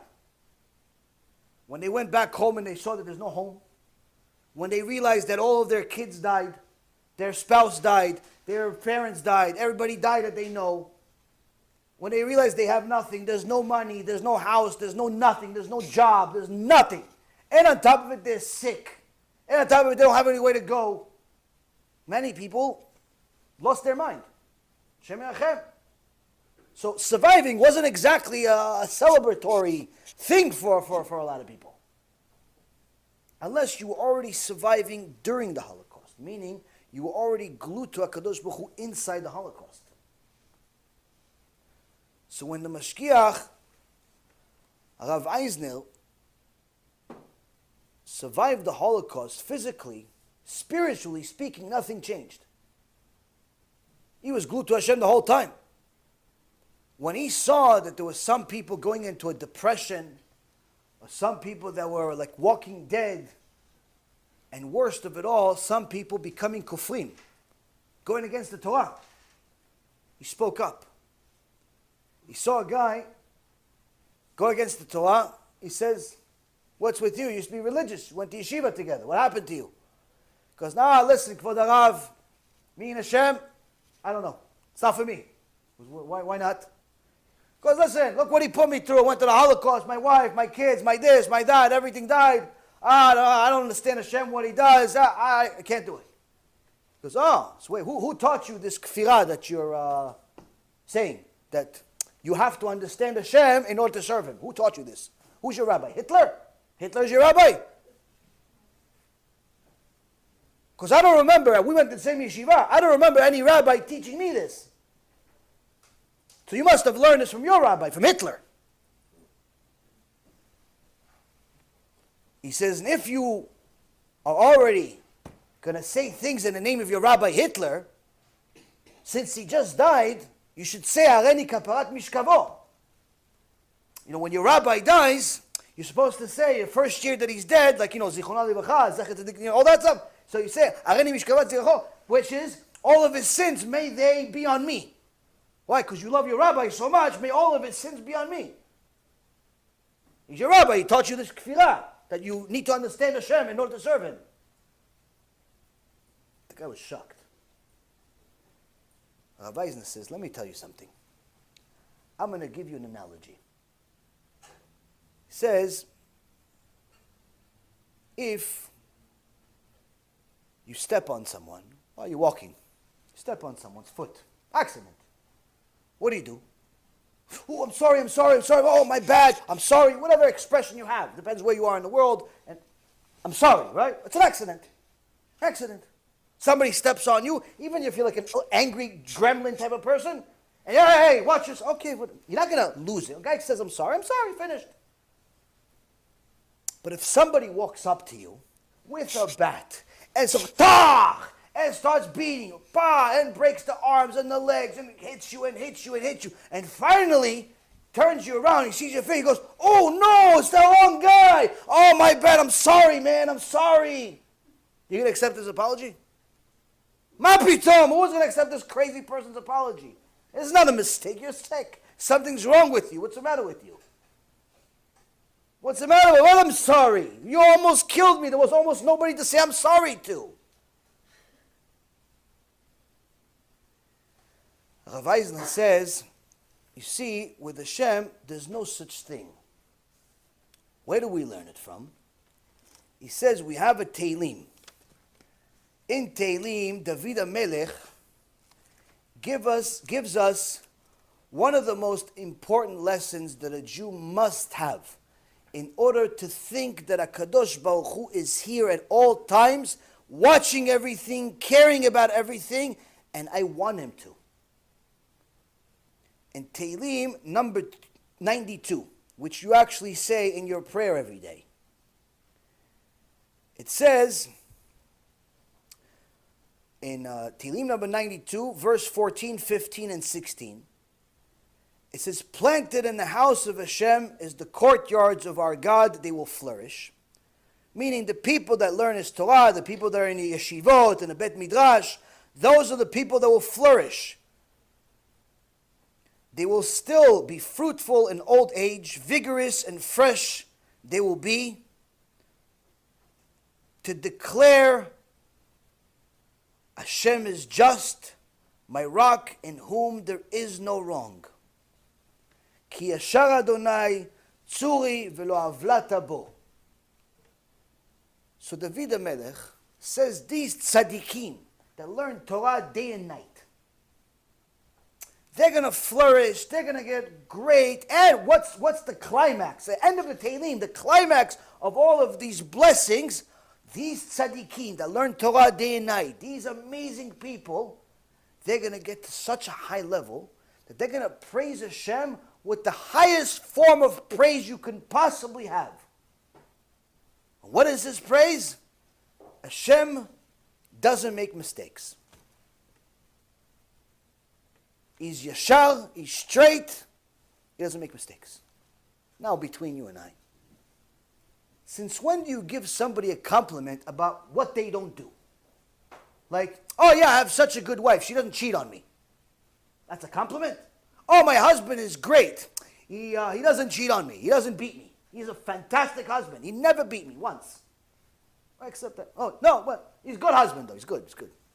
Like, what kind of compliment is that? Hashem is so magnificent, so glorious, and this is coming from the tzaddikim. Hashem is so glorious, he's a yashar, he's straight, he doesn't make mistakes. What kind of compliment is this? Rav Eisner says, HaKadosh Baruch Hu is so straight, he's so glorious, he's so just, that to him, there is no such thing as a small mistake or a big mistake. There is no such thing as I stepped on your foot mistake, or I hit you and I thought you were the wrong guy. To him, everything is the same. Which means, Rabotai Karim, that whether a person has a toothache, a headache, a financial loss, or chas v'shalom, a holocaust, they have the same exact question. Where did it come from? Hashem. All of us come from Hashem. Everything comes from Hashem. The toothache is from Hashem. Which means that if you're asking why you got this, why you got the toothache, why you got the foot ache, the headache, the financial loss, the divorce, the kids off the derech, the Holocaust, the all of that, it's all the same questions. Why? It's the same exact source. Hashem doesn't have a difference as far as big event, small event, big punishment, small punishment. It's all the same for him. It's all identical. It's all exactly the same. There is no such thing as a bigger error. There is no error. Hashem is so just, He's so glorious, He's incapable of making a mistake. Incapable. Now, when we ask, where was Hashem during the Holocaust? When we ask, where was Hashem last week when Jews were being murdered? When we ask all of these questions, that's the mistake that we're making. We're thinking that there's even a possibility that this punishment or reward or whatever happened in the world could have come from somewhere else or could have been a mistake. But yet, if we actually understand our Tehillim, what David HaMelech is telling us here is that there is no such thing as a mistake. Hashem doesn't step on your foot and say, oh, I'm sorry.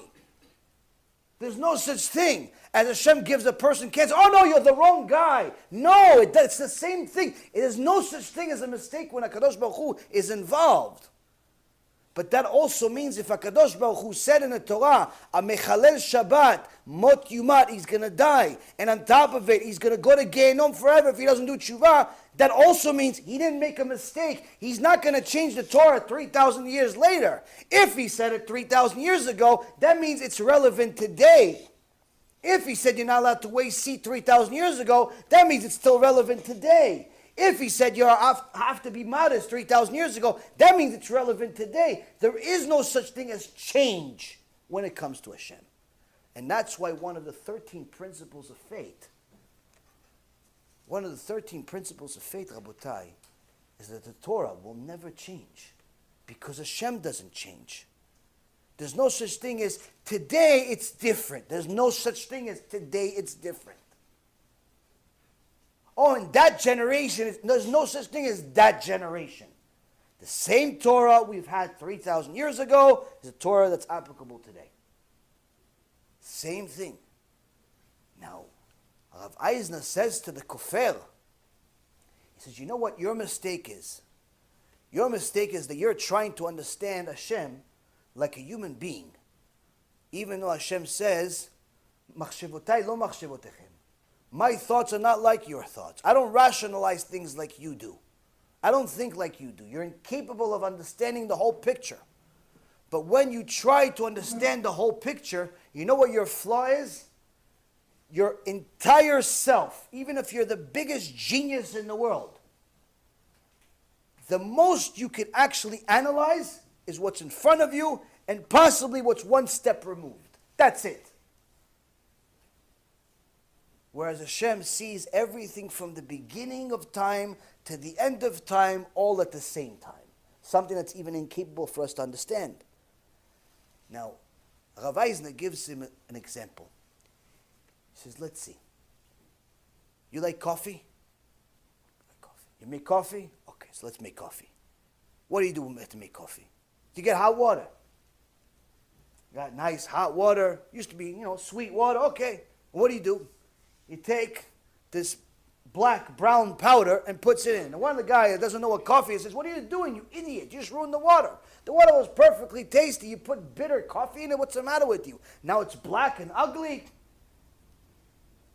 He said, hold on a second. Hold on. I'm going to put sugar in it. What? Sugar, this white stuff. You're going to put in the sugar? Why? It was bitter. Didn't you want it bitter? He goes, no, now I'm going to put sugar in it. He goes, why? So why'd you bother putting the bitter coffee if you're going to put sugar in it too? So you put the sugar in. Okay, fine.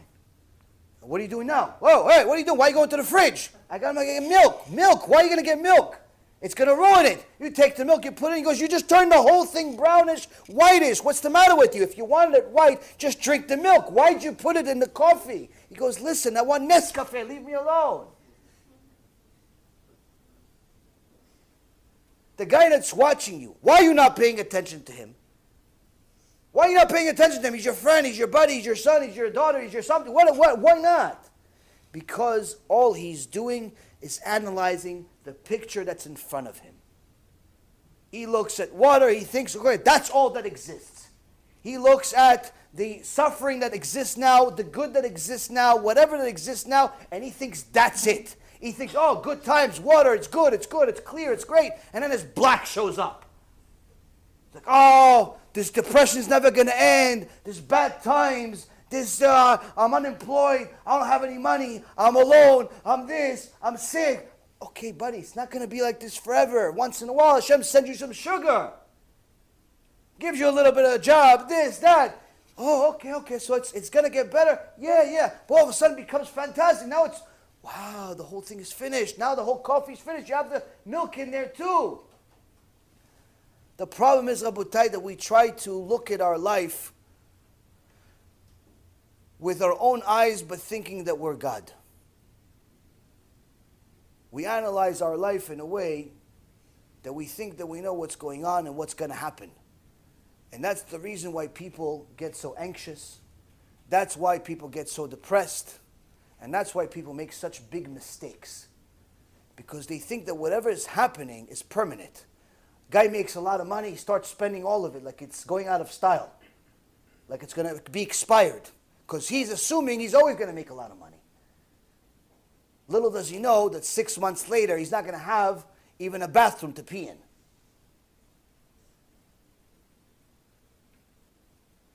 But he spends the money because he's assuming he's always going to make $100,000 a month. Then a young woman gets sick, gets depressed. Oh, I can't believe it. I've been sick all these years. I'm always going to be sick. I want to die. You say all types of stupid things that people say. Why? Because they assume they're always going to be sick. They're always going to be alone. They're always going to be depressed. HaKadosh Baruch Hu says, no, this is just the black part of the coffee. It's the bitter part. If you analyze the coffee by that step, of course it's going to look terrible.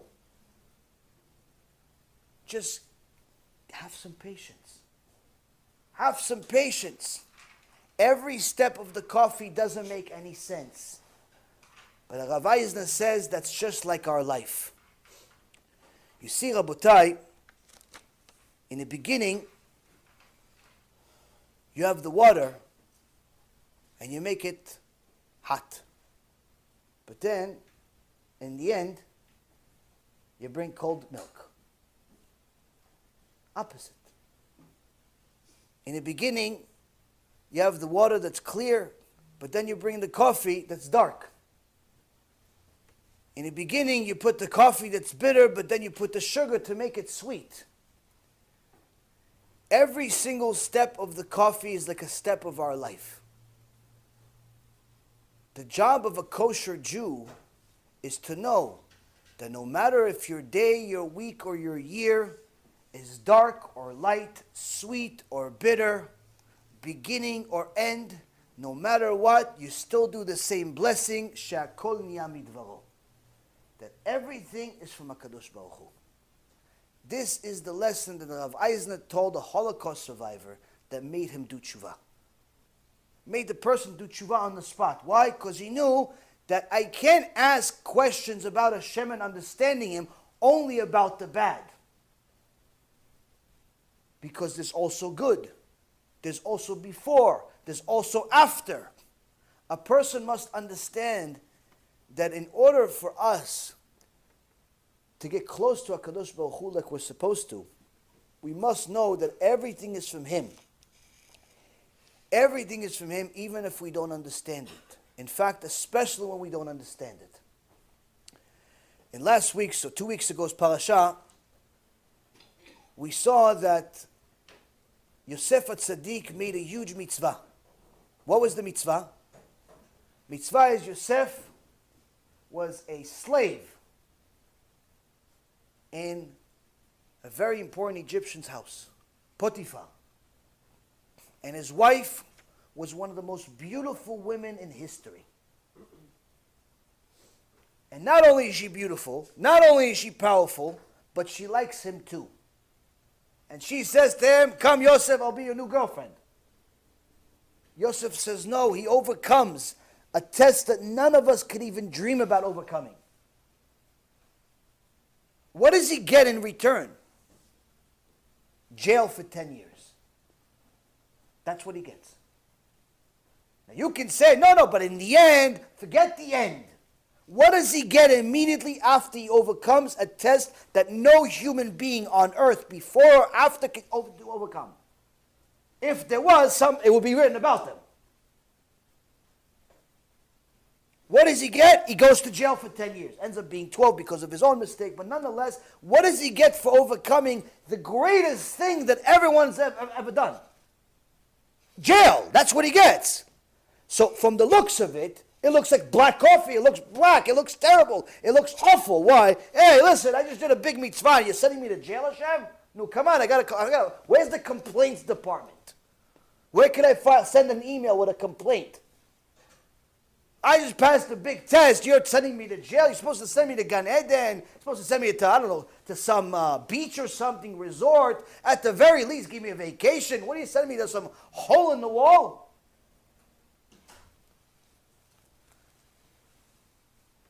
Now you're going to say, but in the end it worked out.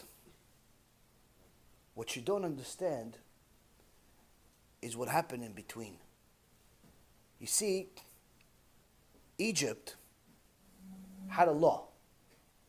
They were a very organized country, similar to the Nazis, Yimach Shimam. And everything was structured, everything was based on a law. And they had certain things that a king must know in order to be king. If you were to be king, you have to know the most amount of languages. You have to have a certain amount of information of how to run a country. You have to have a certain amount of knowledge about finance, certain amount of knowledge about war, certain amount of knowledge about all these different things. Pretty much you had to be the biggest Talmid Chacham, Le'avdil, in the whole country. Yosef was a young kid. How is he going to become the biggest Talmid Chacham in Egyptian law? He just moved here and he's in jail. So HaKadosh Baruch Hu said what? You know what, Yosef? I'm going to do you a favor. What did you do? You made a big mitzvah. You passed the test. I'm going to do you a big favor. I'm going to make you king. But now you can't be king now. Why? Because you don't know the information. So I'm going to send you 2 private tutors. 2 private tutors that are going to teach you in jail for 10 years straight for free. Who are these tutors, Rabotai? The chamberlain of the cupbearers and the chamberlain of bakers. These people worked in government. These people were the personal servants for Paro. They're in jail with him. What are they doing for 10 years, the Chachamim say? They're talking to him and teaching him about all the laws, all of the logistics, all of the things they did, all of the things the king does for 10 years. So when the blessing finally arrives, when the white milk shows up, and you got your Nescafe, you're ready for it. Why? Because it also has some sugar in it too. You're ready for it. When Paro says, oh, you're the smartest among us, you should be the viceroy, not a single person says, Your Highness, he doesn't know anything. How are you going to make him a viceroy? No, what do? They start celebrating Yosef and saying, Avrech, Avrech. They call him Avrech in the streets. Everyone wants him to be king. Why? He really knows everything, including their laws. So while it looked dark, while it looked awful, while it looked bitter, that's only to someone that's analyzing that step. If you look at your life at that moment, whether it's a good one or a bad one, you're mistaken. Why? You have to look at things as a whole picture. The only way we can do that, Rabotai, is if we say, just like the Shulchan Aruch starts with, Shiviti Hashem l'negdi tamid. Hashem is here. He's here in the good, He's here in the bad, He's here when there's good things, He's here when there's bad things, He's here when Am Yisrael is favored by the nations, He's here when Am Yisrael is not favored by the nations. Which means that whatever is happening in the world, that's not a change in Hashem. Hashem doesn't change. To Him, there's no big or small mistakes. There's no mistakes at all. It's a different way that Hashem is communicating to us. If there are good things happening to Klal Yisrael, good. If there are bad things happening to Klal Yisrael, no good. What should change? Not Hashem, our behavior. If there's good things happening in your life, good. If there's bad things happening in your life, not good. What should change? Your behavior. But how do you change only when there's bad things? The secret is you don't. You don't just change when there's bad things. You do what Yosef Tzaddik did. You change when there's good things too. Why? To prepare for the bad. When he told Paro, you're going to have 7 years of good economy. During those 7 years, save up, change everything, change all of your policies to prepare for that bad day that's coming. Paro says, you do it. I don't know how to do that stuff. You do it. So what did Yosef do? What was the genius of Yosef? Yosef had a system of how to preserve all of the food forever. And no one else was able to do it.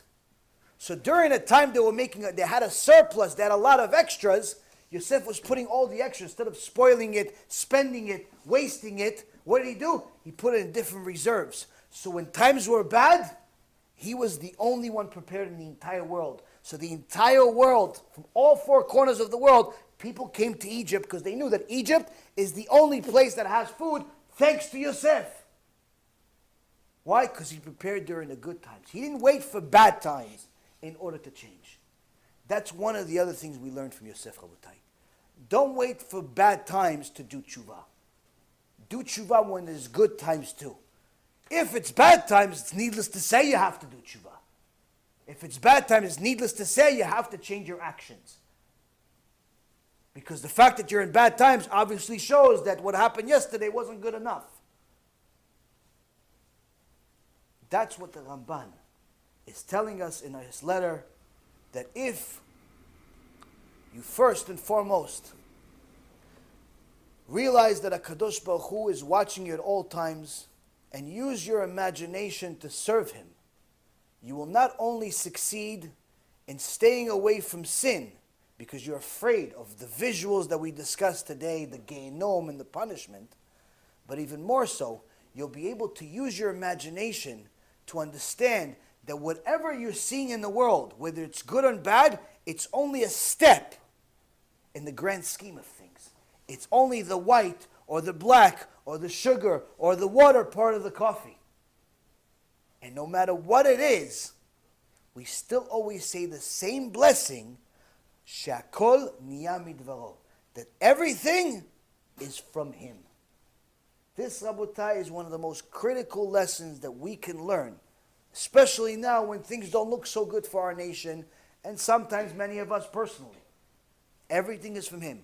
We use that, apply it, and Be'ezrat Hashem, teach it to all of Klal Yisrael, so we can end the trouble, end the suffering, and Be'ezrat Hashem, bring salvation to the nation. Baruch Adonai Leolam, Amen ve'amen.